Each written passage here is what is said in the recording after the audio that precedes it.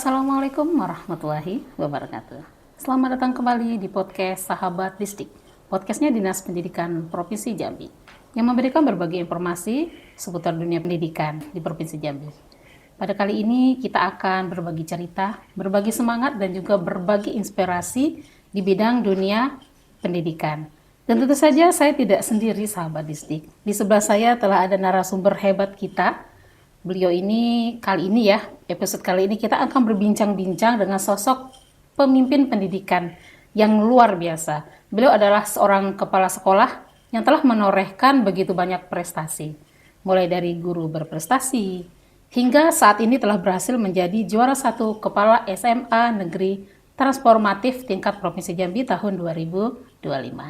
Mari kita sapa dulu ya, kita sambut narasumber kita, yaitu Ibu Nelly Afrianti SSI MPD, Kepala SMA Negeri 4 Kerinci. Selamat datang Ibu. Selamat datang. Terima kasih Ibu telah hadir di podcast Sahabat Disdik. Sama-sama, terima kasih Bu Diani. Terima kasih kepada Dinas Pendidikan Provinsi Jambi yang sudah mengundang pada acara podcast pagi hari ini. Iya, baik. Bagaimana perjalanannya? Ini jauh ya Bu dari Kerinci? Lumayan jauh, 10 jam perjalanan. 10 jam perjalanan.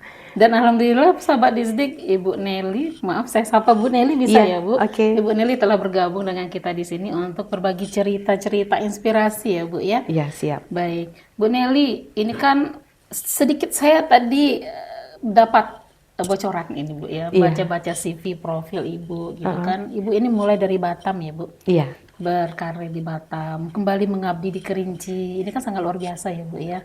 Ibu bisa ceritakan bagaimana perjalanan Ibu dari Batam hingga memimpin SMA 4 Negeri Kerinci. Iya, baik. Jadi tamat kuliah dulu ceritanya. Saya itu bukan bidang pendidikan. Jadi saya di kimia murni, kuliah di Universitas Andalas, yang FMIPA-nya. Kemudian ke Batam ya, ke Batam ketika tamat kuliah, dan di sana sempat bekerja di perusahaan kimia, namun hanya beberapa waktu saja dan masuk ke dunia pendidikan. Jadi di situ di awal karir saya di Batam ketika terjun ke dunia pendidikan itu saya bergabung dengan salah satu sekolah Nasional Plus, ya sekolah Nasional Plus yang ada di Batam, yaitu Sekolah Global Indo-Asia.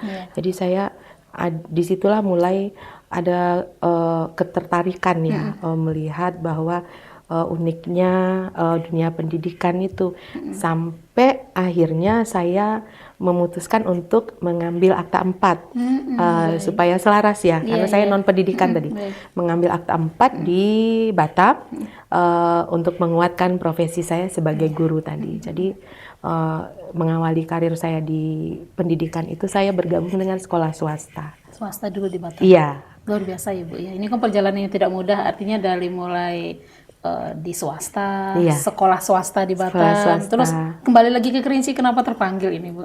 Jadi setelah dari sekolah swasta tadi, kebetulan itu sekolah nasional plus, jadi di situ ada 2 kurikulum, ada kurikulum nasional yang waktu itu masih kurikulum KBK.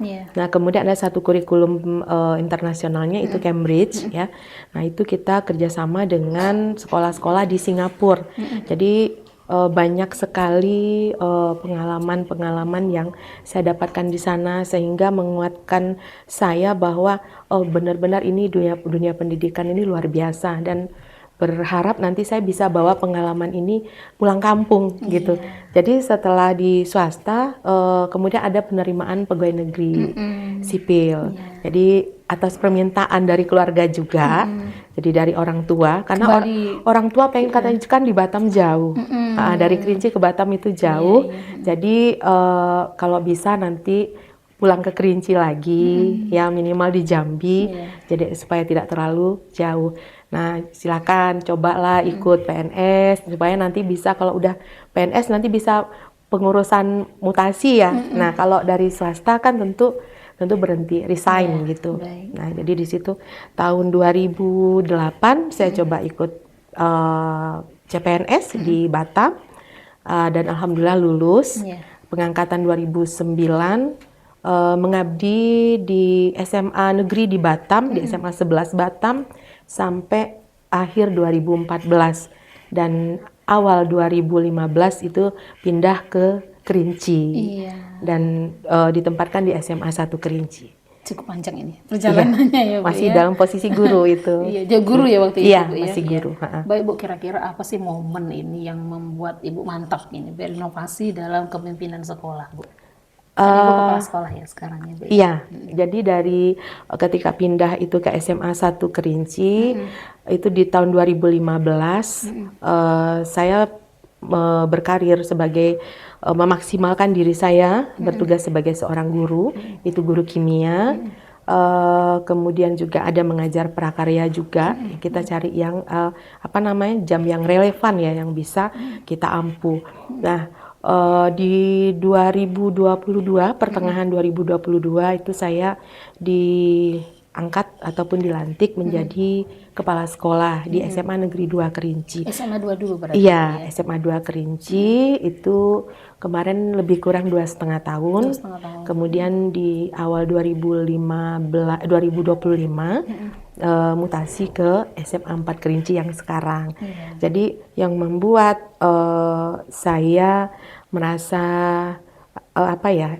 mantap untuk terus berinovasi dalam pemimpin pembelajaran ini karena memang dunia pendidikan kita itu butuh penggerak-penggerak yang bersemangat dan memiliki kemampuan untuk terus berinovasi. Dedikasi. Berdedikasi juga, ya tentunya. Baik Bu Nelly, luar biasa sekali perjalanannya ya Bu ya. Baik, Ibu kan dikenal sebagai pemimpin sekolah ini yang inovatif, yang transformatif gitu kan. Salah satu buktinya ini berbagai penghargaan yang telah Ibu peroleh ya Bu. Antara lain ini yang paling terakhir ini, yang paling anyar yaitu juara 1 Kepala SMA Transformatif Provinsi tahun 2025. Ini pasti banyak dari sahabat distrik ingin tahu ya, apa yang menjadi kunci inovasi yang Ibu terapkan di sekolah hingga dapat menghasilkan perubahan yang signifikan Bu kira-kira?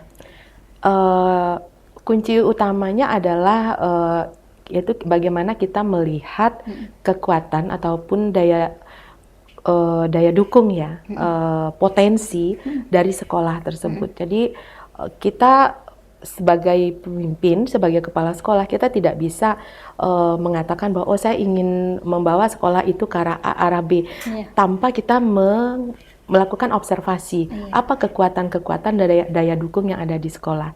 Nah, di SMA 4 Kerinci ini saya melihat ada daya dukung yang luar biasa yang berkaitan dengan kearifan lokal setempat yang sangat kental ya. Jadi dan ini saya coba gali terus, kemudian saya coba berdiskusi dengan teman-teman guru bagaimana kalau kearifan lokal ini kita integrasikan ke dalam mata pelajaran supaya memberikan nuansa tersendiri dan juga di tengah era globalisasi saat ini, digitalisasi juga ya, jadi pengaruh-pengaruh modernisasi itu hampir membuat anak-anak kita saat ini tuh mereka tidak mengenal budaya-budaya asli.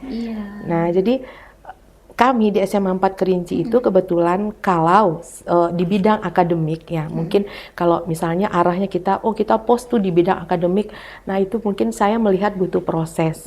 Tetapi kami punya potensi di mana siswa-siswa kami itu dia memiliki bakat seni, olahraga yang di atas rata-rata dan ini yang menjadi tantangan buat saya untuk dioptimalkan dengan mengintegrasikan kearifan lokal tadi. Iya, baik. Kan anak-anak itu unik ya Bu, yang nggak semuanya dia jago di di pengetahuan ya Bu, ya mungkin di keterampilan ya Bu ya dan sebagainya. Oke, ini dari CV Ibu ini kita baca Ibu sebagai Google Master Trainer dan juga Quizzes Super Trainee.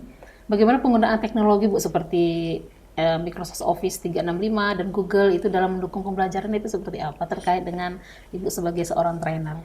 Iya, ini mengawali dulu ketika saya mencoba masuk ke bergabung di Google Master Trainer, kemudian Microsoft Office Trainer. Nah itu pada zaman-zaman COVID ya, Bu Deni ya. Jadi pada saat itu pembelajaran kan berlangsung dari rumah. Jadi kita membersamai siswa itu dari rumah dan kita punya banyak waktu untuk melakukan hal-hal yang positif ya. Jadi tergantung arah kemana kita bawa. Nah karena saya sadar bahwa profesi sebagai guru itu menuntut kompetensi yang harus terus diasah, kemudian kita harus terus belajar mengikuti transformasi pendidikan, maka di situ saya mencoba mengikuti berbagai webinar dan pelatihan-pelatihan untuk mendapatkan gelar tadi. Dan ini sangat bermanfaat sekali ketika saya bawa ke dalam proses pembelajaran jarak jauh yang pada saat itu saya masih sebagai seorang guru.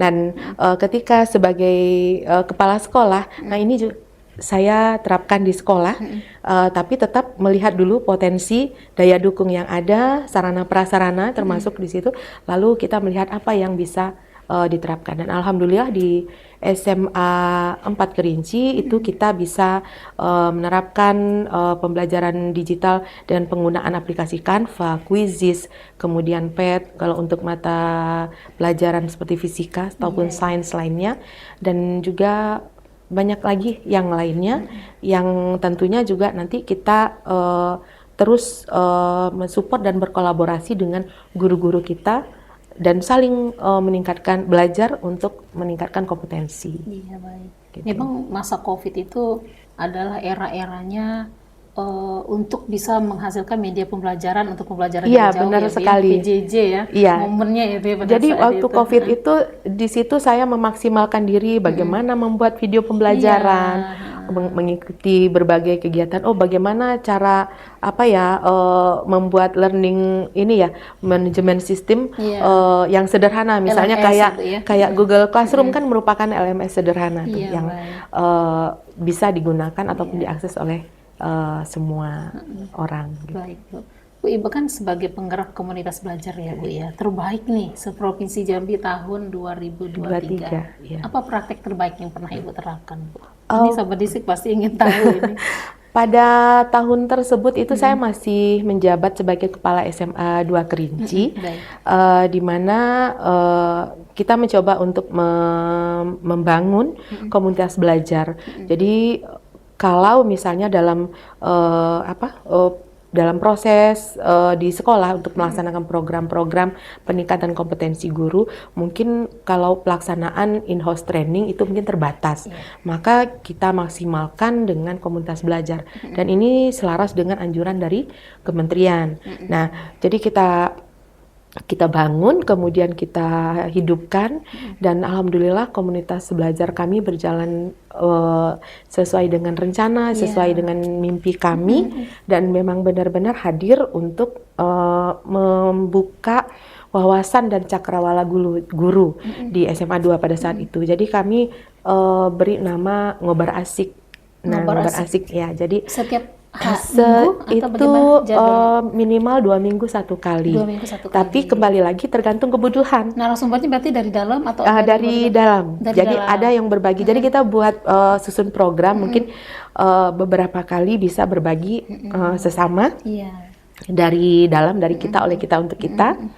Kemudian sesekali kami mengundang narasumber dari luar, jadi untuk memberikan nuansa yang berbeda, sentuhan-sentuhan yang berbeda, dan tetap semua itu dilakukan, atau tema ataupun topik yang dibahas itu tergantung dari apa kebutuhan guru-guru. Misalnya lagi ingin bahas tentang model pembelajaran, ya kita pembelajaran mendalam. Nah pada saat itu belum tuh. Belum. Pada saat itu masih Merdeka Belajar. Jadi menguatkan kurikulum Merdeka Belajar, bagaimana P5 dilaksanakan. Jadi seputar itu terkait dengan apa yang dibutuhkan guru-guru. Iya, luar biasa sekali. Ini menginspirasi sekolah lain untuk bikin kombel juga ya, Bu ya. Alhamdulillah. Iya. Bu, ini terkait dengan visi dan arah kepemimpinan Ibu selaku kepala sekolah ini, Bu ya. Bagaimana Ibu menumbuhkan budaya literasi dan kolaborasi di sekolah ini? Kan cukup gampang-gampang sulit, gampang dia sulit gitu ya. Seperti apa, Bu? Baik, jadi di SMA 4 Kerinci itu kita mencoba untuk, jadi literasi itu bukan terkait dengan baca tulis saja. Kami mulai mencoba untuk, ya mungkin ini bagi sekolah lain mungkin sudah berjalan ya. Jadi kita ada literasi membaca Al-Quran di sekitar 10 menit, maaf, 10 menit pertama di awal pelajaran. Saya tidak mengatakan bahwa 100% guru-guru menjalankan ini, tetapi dalam prosesnya, namanya berproses. Nah, itu kita merefleksi dan alhamdulillah hampir berjalan semuanya, dan ini memberikan dampak yang positif sekali. Nah, kemudian menguatkan literasi itu dengan mengajak guru-guru ketika merancang ini asesmen ya, ataupun pertanyaan-pertanyaan kepada siswa itu lebih kepada pertanyaan yang membutuhkan jawaban terbuka. Jadi bukan hanya jawaban, tidak lagi artinya mengacu pada jawaban multiple choice. Jadi ditanya mengapa, bagaimana. Jadi mereka harus apa rasanya? Berlatih untuk menjelaskan. Tapi memang ini saya tidak, artinya gini, di SMA 4 Kerinci itu saya juga kebetulan ketika pagi itu kadang-kadang sering turun ke kelas juga. Di situ saya juga mengajak anak-anak untuk berkomunikasi sambil saya melihat sejauh mana sih kemampuan mereka untuk berkomunikasi. Dan ya sebagian di antara mereka itu memang masih butuh latihan untuk berliterasi, berkomunikasi pada dasarnya. Artinya anak-anak ini perlu kita latih bagaimana mengungkapkan pendapatnya. Mengungkapkan pendapatnya, karena masih sebagian besar itu mereka masih dengan bahasa daerah, bahasa daerah Kerinci. Itu tantangan kalau kita di daerah, Bu Nelly. Betul, Baik Bu, nah ini terkait dengan program digitalisasi sekolah ini, mengingat Ibu kan ini seorang trainer gitu ya, dan kombel terbaik juga. Ini bagaimana program digitalisasi sekolah yang sedang berjalan atau yang ingin dikembangkan ke depan gitu, seperti apa? Baik, di SMA 4 Kerinci, alhamdulillah kita punya satu labortik dengan sekitar 35 unit komputer yang aktif ya. Jadi untuk pembelajaran digitalisasi bisa berlangsung, saya pastikan bisa berlangsung dengan baik, dan juga pada tahun ini kita juga sudah menerapkan mata pelajaran coding dan kecerdasan artifisial. Nah, jadi yang terintegrasi dalam mata pelajaran informatika. Jadi mereka belajar tentang coding juga. Nah, jadi itu kita jalankan. Saya artinya berkolaborasi dengan guru-guru informatika untuk agar program digitalisasi di SMA 4 Kerinci ini bisa berjalan dengan baik. Jadi di situ kita juga memanfaatkan IFP yang kebetulan juga SMA 4 Kerinci pada tahun 2025 ya, pada tahun ini ya, pada tahun ini kemarin dapat dari APBD, kemudian barusan ini juga dapat yang dari Pak Prabowo ya, yang satu sekolah satu. Jadi kita sudah punya 2, dan ini benar-benar kita maksimalkan ya dalam proses pembelajaran. Berarti operasional sudah bisa lah ya? Sudah bisa, dan kita juga punya guru informatika yang mumpuni dan memang menguasai bidang. Jadi ini merupakan kekuatan bagi saya untuk mengaktifkan proses digitalisasi di SMA 4 Kerinci. Baik. Ibu sebagai pemimpin kan tentu ini pasti ada lah ya Bu ya, dalam mengembangkan kompetensi guru ini mungkin ada yang sedikit, kan tidak semua ya Bu ya, ada support semua guru tentu dengan saja pandangan yang sama gitu. Kira-kira bagaimana cara Ibu mengembangkan kompetensi guru ini agar sejalan dengan transformasi sekolah? Jadi untuk mengembangkan kompetensi guru, saya mengawalinya dari hasil pemetaan. Di awal saya masuk, saya memetakan dulu dari observasi, proses observasi yang saya lakukan. Juga ada observasi, yang paling penting observasi terhadap SDM-nya, supaya saya tahu kemampuan dari guru-guru saya. Kenapa? Karena konsepnya gini Bu Deni, kalau misalnya tidak mampu tapi kita paksakan sakit. Iya benar. Iya, jadi saya tidak mau itu terjadi. Makanya saya punya hasil pemetaan ya, ini katakanlah ada tiga istilahnya tuh Kelompok mungkin 3 kelompok Iya. ya, 3 kelompok A, kelompok B, kelompok C. Iya. Nah, katakanlah di kelompok A ini gurunya mungkin yang harus saya support. Yang penting masuk kelas, Iya. saya support, saya sapa gitu ya. Kemudian yang di kelompok B mungkin itu sudah agak bisa yuk Bu kita coba deh kita buat pembelajarannya jadi lebih menyenangkan dengan begini. Nah, kemudian ada di kelompok yang C misalnya, nah itu yang memang saya post karena saya melihat ada potensi Dan inisiatif ya. inisiatif juga. Nah, itu yang paling penting. Jadi harus ada keinginan dari dalam diri guru itu sendiri. Jadi kalau sekedar dari support saja itu nanti agak susah juga. Iya. Jadi melakukan pemetaan dulu, Bu ya, melakukan Iya. pemetaan artinya Harus, Bu. harus tahu ya dianalisa dulu bagaimana SDM-nya di SMA tersebut Betul. begitu Bu ya. Iya. Baru bisa melakukan transformasi sekolah. Iya, baru Seperti kita itu. bisa nanti arahnya nanti program kita. Oh, ini nanti kita siapa nih? Iya. Ya, yang kita libatkan dulu. Bukan berarti semua, artinya kita pilih-pilih tidak, tapi tentu kita melihat dulu mana yang ada keinginan juga dari dalam diri sendiri untuk artinya berinovasi. Motivasi Oh Bu ya. iya, yang punya motivasi Motivasi kuat, diri, iya, motivasi betul. ya. Baik, sahabat Disdik, tetap ya di podcast sahabat Disdik kita masih ngobrol-ngobrol dengan Ibu Nelly dari SMA 4 Kerinci. Tetap di podcast sahabat Disdik.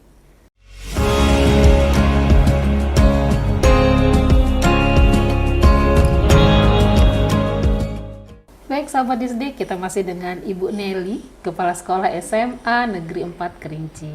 Ibu, ini terkait dengan keluarga, Iya. passion, dan juga sisi personal Ibu ini di CV, dan juga kita melihat sepak terjangnya Bu Nelly ini ya. Bu Nelly ini kan memiliki karakter yang penuh percaya diri, komunikatif, senang tampil di depan publik gitu Bu ya, di CV-nya saya baca gitu. Seberapa penting sih Bu karakter tersebut dalam memimpin sekolah itu? Sangat penting kayaknya Ibu. Sangat penting. Kenapa saya sampaikan ini sangat penting? Iya. Karena kita sebagai pemimpin itu adalah role model Iya. bagi rekan-rekan guru dan juga siswa kita. Jadi kita tentu harus punya tingkat kepercayaan diri yang tinggi, ya kemudian juga punya motivasi ya yang kuat juga, dan tentu komunikatif tadi. Betul, public Ya, speaking Bu ya. Public speaking itu modal utama juga gitu. Agar apa yang kita ingin kita sampaikan itu Tersampaikan, tersampaikan ya, dengan baik tersampaikan ya, Bu ya? dengan baik kepada kawan-kawan tadi. Iya, baik-baik. Dan Ibu ini hobi traveling ya Bu? Wah, Traveling, menikmati dunia speaking gitu. Nah, ini terkait dengan banyaknya hobi Ibu ini ya. Bagaimana Ibu membagi waktu antara tugas sebagai pemimpin dan juga dengan kehidupan berkeluarga ini seperti apa ini Bu Nelly? ini sebenarnya gampang-gampang susah ya Bu Gampang Deni susah ya. Iya. Jadi ya itu tadi ketika kita dalam memang lagi jadwalnya bertugas ya memang saya fokus dan kebetulan SMA 4 itu cukup jauh dari rumah. Oh, Saya iya. butuh waktu hampir 1 jam Ibu menuju di sekolah. mana? Mohon izin. Kalau saya di Hiang namanya, dekat Hiang. bandara. Oh iya. Ya, dekat bandara. Jadi kalau ke Sula, SMA 4 itu kan di Sula ya. Iya. Nah, itu butuh waktu kalau pagi karena memang mungkin belum terlalu crowded ya jalannya. Itu sekitar 45 sampai 50 menit. Iya. Tapi kalau pulang itu udah lebih dari 1 jam karena udah macet. Nah, jadi kebetulan kita full day. Jadi ada macet juga ya Bu ya? iya, di situ rame Bu. Jalannya cukup rame. Iya. Nah, jadi memang kalau udah hari-hari kerja kita mungkin waktu dengan keluarga itu ya mungkin pulang ya pas malam lah mungkin. Iya, iya. Kita maksimalkan quality time-nya. Kemudian kalau udah pagi-pagi sih saya bangun pagi-pagi itu nyiapin, kebetulan punya anak yang masih dengan saya tuh ke kelas 5 SD. Oh iya. Ya kan nyiapin bekalnya. Masih ya. menyiapkan bekal ya Bu Masih ya? menyiapkan Masih sempat bekal, ya? masih harus itu. Harus sempat. Ya harus, tapi yang paling pasti tentu harus ada kerjasama yang baik Iya. dari pasangan ya. Iya, Dan benar-benar. alhamdulillah dari suami itu supportnya luar biasa.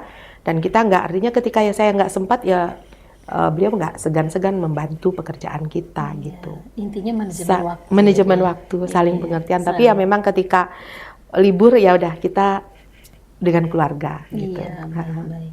Nah, Ibu selama kepemimpinan Ibu di SMA 4 Kerinci ini kan Ibu telah menerbitkan sebuah buku ini.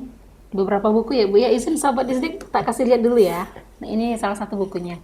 Jejak Tradisi di Tanah Sakti ya. Iya, kalau itu antologi dari hasil mata pelajaran sosiologi Iya. dari siswa. Baik, ceritakan Bu bagaimana yang melatar belakangi dari terbitnya buku ini Bu.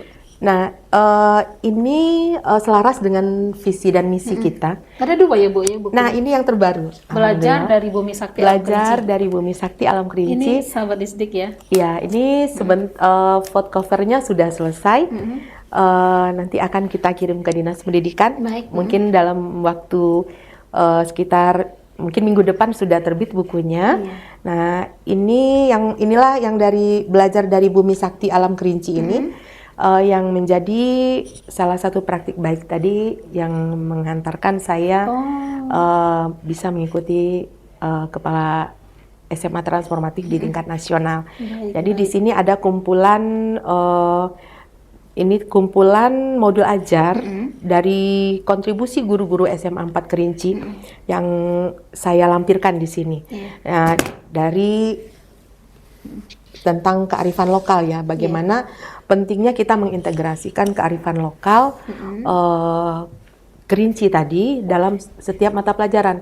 Jadi kita mencoba untuk sesuai dengan tantangan dan arah pembelajaran saat ini, yaitu dengan strategi pembelajaran mendalam. Jadi kita melaksanakannya dengan mencoba pendekatan integrasi kearifan lokal ini. Jadi misalkan saya kasih salah satu contoh, anak-anak ketika belajar fisika, di pelajaran fisika mereka ada belajar tentang alat ukur. Mereka tidak hanya mengenal alat ukur standar seperti meteran ya, kemudian ada alat ukur untuk volume ya. Nah, kemudian mereka juga mengenal alat-alat ukur tradisional yang mungkin sudah hampir dilupakan. Seperti contohnya kayak di Kerinci itu ada namanya cupak. Ya, ada alat ukur untuk mengukur volume, namanya cupak. Nah, itu biasanya untuk ukuran volume beras dan segala macam.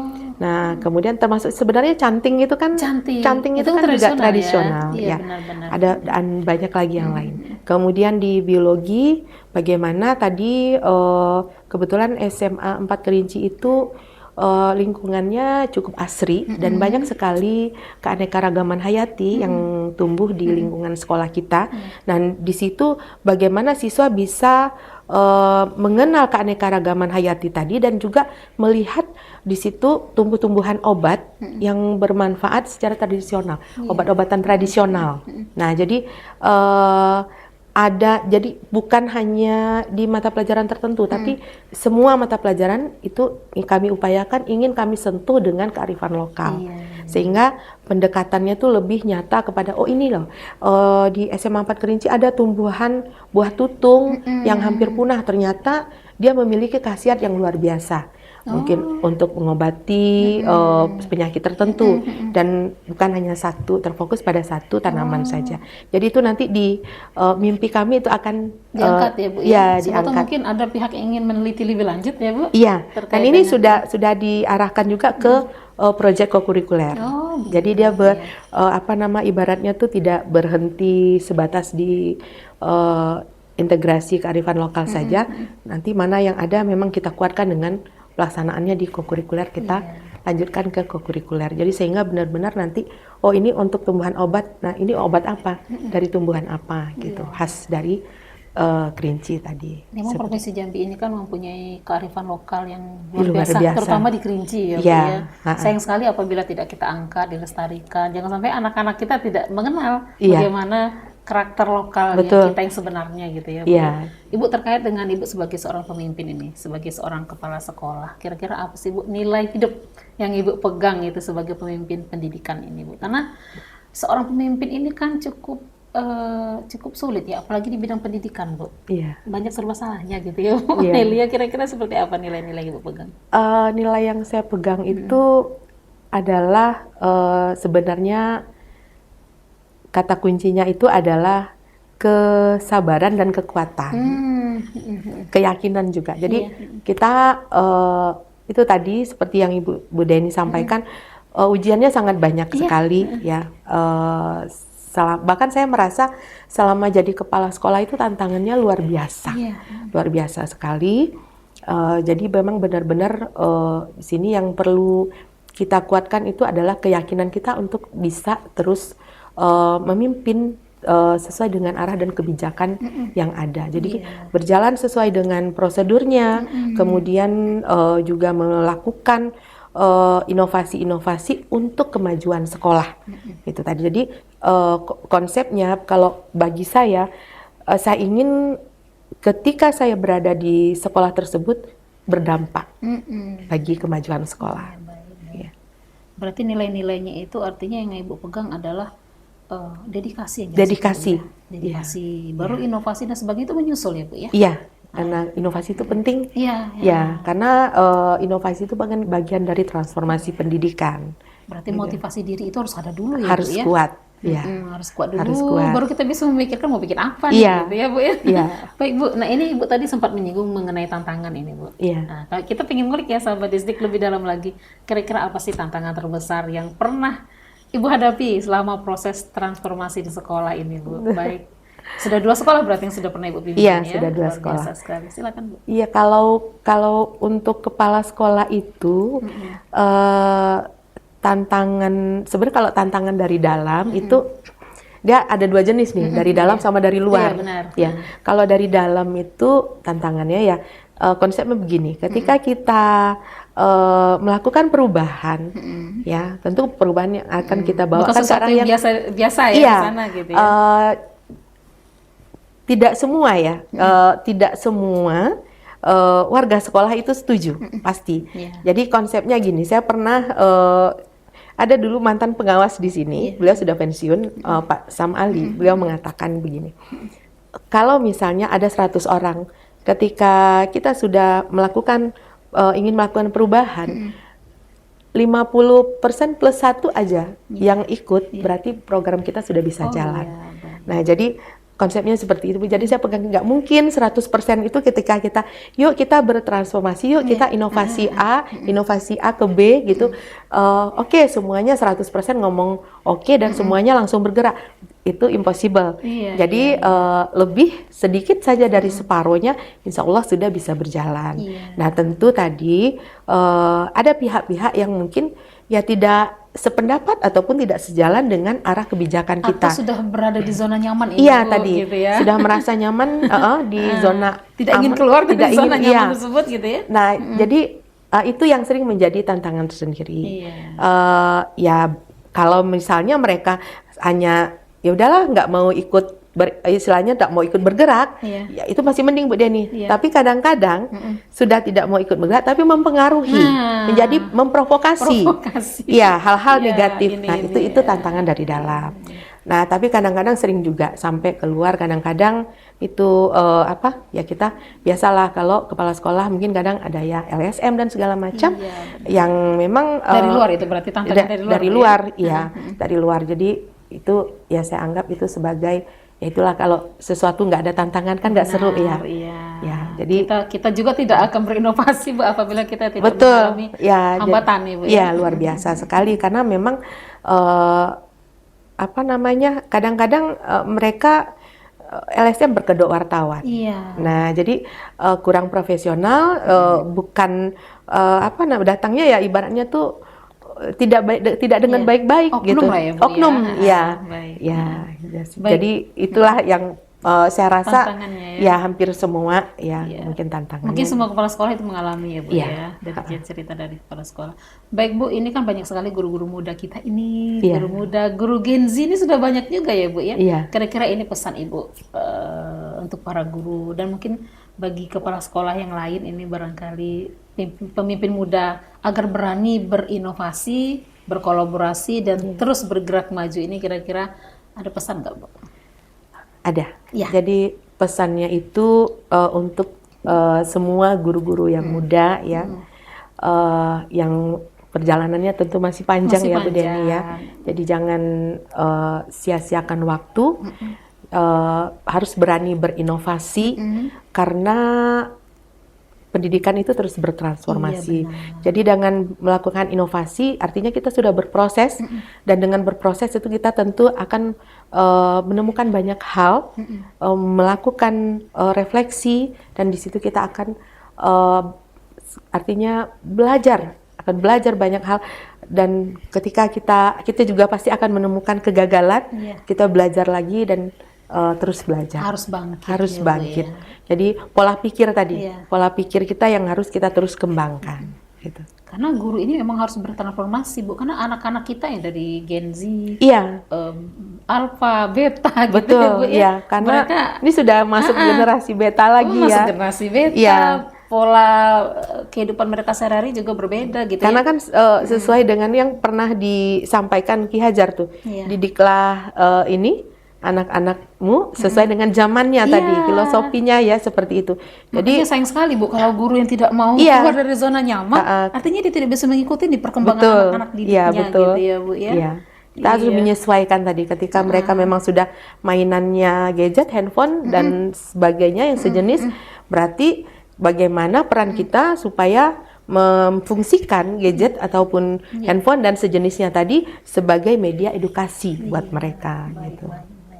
Luar biasa sekali ini Bu Nelly, cerita-cerita kita sangat menginspirasi ya sahabat Disdik dengan Ibu Nelly, kepala sekolah dari SMA Negeri 4 Kerinci, Bu Nelly. Bu Nelly, ini terima kasih banyak atas inspirasi dan juga cerita-ceritanya, perjalanan pendidikan Ibu, karirnya gitu Bu ya. Semoga apa yang telah Ibu lakukan dapat terus menyemangati dunia pendidikan khususnya di Provinsi Jambi ini, Bu Nelly. Amin. Terima kasih banyak Ibu. Ibu balik ke Kerinci kapan, Ibu? Insya Allah besok pagi. Besok pagi. Iya. Semoga lancar Bu ya perjalanan pulang. Terima kasih Bu Deni. Semoga terus mengabdi di Kerinci Insya terutama Allah. ya Bu ya. Iya, Baik. Baiklah, itu sahabat Disdik, bincang-bincang kita, cerita kita, inspirasi dari Ibu Nelly yang merupakan juara 1 kepala sekolah transformatif ya Bu ya tahun 2025. Terima kasih ya sahabat Disdik telah menyaksikan podcast sahabat Disdik pada episode kali ini. Sampai jumpa di episode berikutnya. Jangan lupa di like, comment, share, dan subscribe kanal YouTube Dinas Pendidikan Provinsi Jambi agar kami bisa memberikan konten-konten yang lebih inspiratif ke depannya sahabat Disdik. Saya Dieni Hevi Darniza, peserta tim podcast BTIKP Dinas Pendidikan Provinsi Jambi. Kami pamit undur diri. Mohon maaf apabila ada kesalahan dan kekurangan. Wassalamualaikum warahmatullahi wabarakatuh.